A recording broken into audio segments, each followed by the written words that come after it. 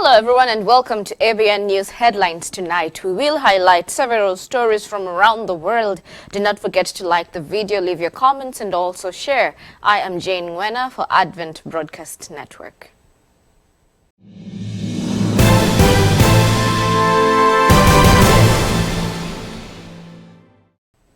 An Indian court building is rocked by an explosion and at least one person is dead. At least one person was killed in India on Thursday when an explosion was set off at a courthouse in New Delhi, the authorities said. Officials said the blast occurred inside one of the restrooms of the court building in Ludhiana, which is located about 215 miles northwest of the Indian capital. Investigators believe that the person who died was either very close to the explosion or perhaps was the one who carried an explosive device into the building. Some local outlets reported at least 2 people dead. The surrounding area near the court was sealed off while the forensic teams collected samples for investigation.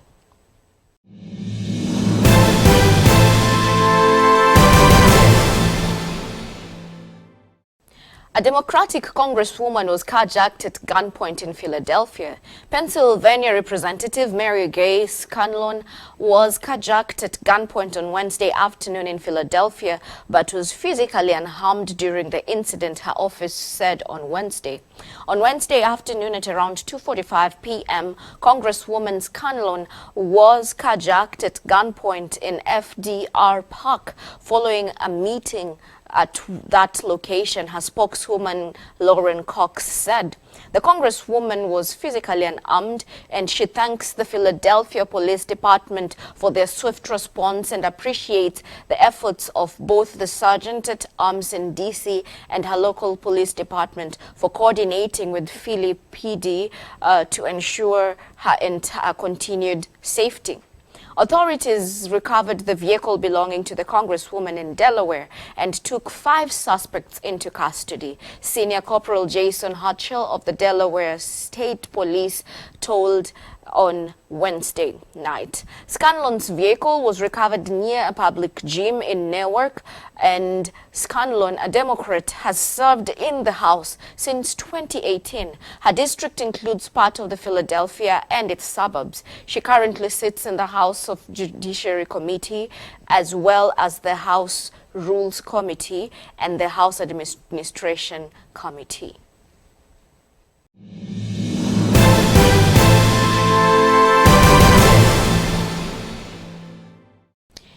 In Baytown, Texas, 4 people are injured after an explosion and fire reported at ExxonMobil refinery. A major industrial accident injured at least 4 people early on Thursday at an ExxonMobil plant in Houston area city of Baytown, the sheriff official said. Initial reports indicated an explosion happened inside the plant, Harris County Sheriff Ed Gonzalez said in a tweet, and residents in the area reported a loud explosion.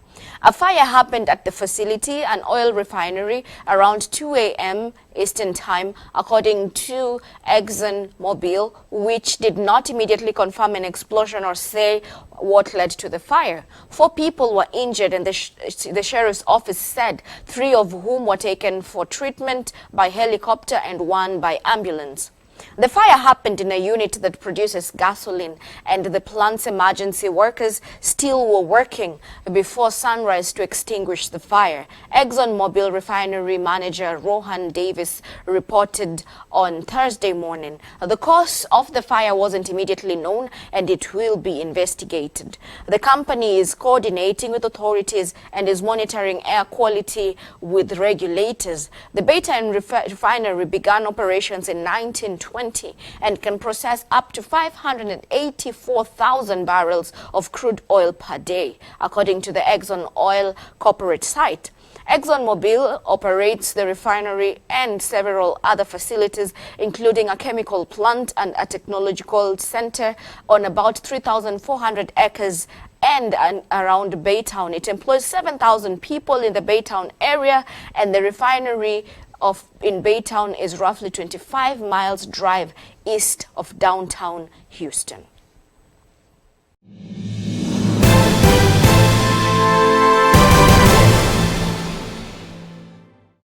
At least 3 people died in a plane crash in Eastern Democratic Republic of Congo, South Kivu's province on Thursday, the provincial transport minister said, while another local official said the death toll could be as high as 5.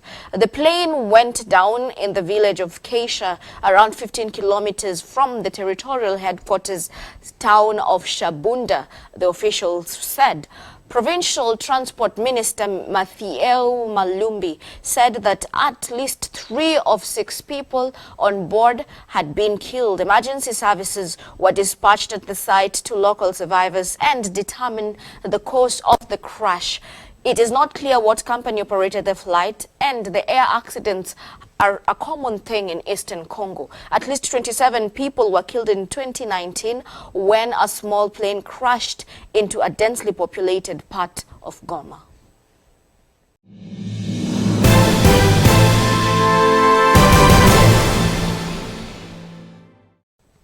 A 19-year-old is found in the basement after she was missing for 5 days. A missing college student was finally found and reunited with her family after she went missing on December 13th, Snow College officials said in a news conference. Madeline Allen was found at her house in Wayne County, Utah, College police said. Brent Brown, who is 39 years old, a man from Utah, was taken into custody according to the Snow College Public Safety Officer and Police Chief Derek Walk. Brown was charged with rape, object rape, aggravated kidnapping, aggravated sexual assault, aggravated assault, and obstructing justice, according to an indictment filed in the 6th Judicial District Court of Wayne County, Utah on Tuesday. Brown said he met Allen on an instant messaging app KIK and planned to meet up in Ephraim, Utah on December 13th, according to the indictment. Brown picked her up, immediately took her phone and turned it off and drove her nearly 90 miles to his home in Lower Utah. The next day, Brown let Allen text her parents but took the phone back shortly after, according to the indictment. Allen said she texted her parents, "I love you." After watching a news report about Allen's disappearance, Brown said he threw Allen's phone away and after being contacted by authorities on December 18th, put the rest of her belongings in a suitcase. That same day, police came to Brown's home and saw a college ID for Allen in plain view, according to the indictment. Police found Allen in the basement, covered in coal, and she was not wearing clothes, the indictment also said.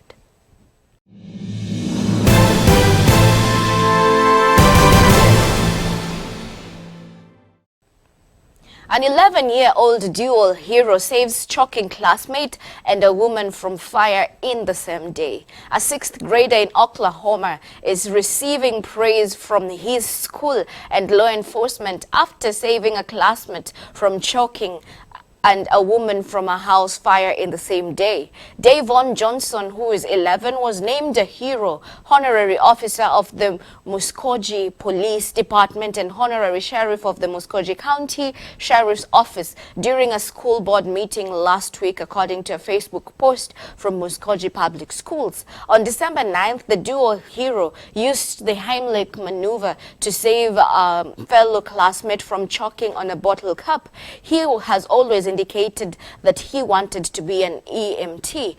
The principal, Latricia Dawkins, said, so he got to put that desire into action and immediately saved that young man. Johnson's heroism did not stop there. Later that day, he saved a disabled woman from a house that was on fire.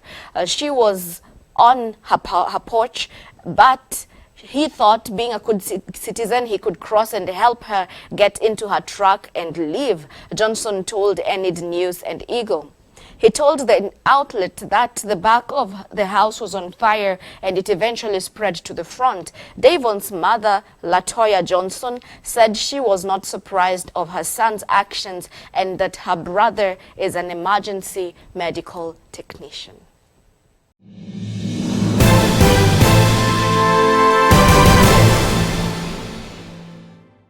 In Africa, Sudan, women protest against rape by security forces. Hundreds of women have rallied in Sudan against sexual violence following allegations that 13 women and girls were raped at a protest on Sunday. The UN said it had received disturbing reports that security force members sexually abused women at the demonstration against the military. The US and other Western powers criticized the use of sexual violence to drive women away from protests. The security forces have not yet commented on the allegations. Women have been at the forefront in the wave of pro-democracy protests that have taken place in Sudan since the military staged a coup in October. Rape will not stop us, and the women of Sudan are stronger were among the defiant messages at Thursday's protests in the capital Khartoum and its twin city Omdurman. In a joint statement, the US and European Union said that they condemn the use of sexual violence as a weapon to silence the voices of women. 2 people were also reported killed during Sunday's protest when hundreds of thousands marched in Khartoum to condemn the coup.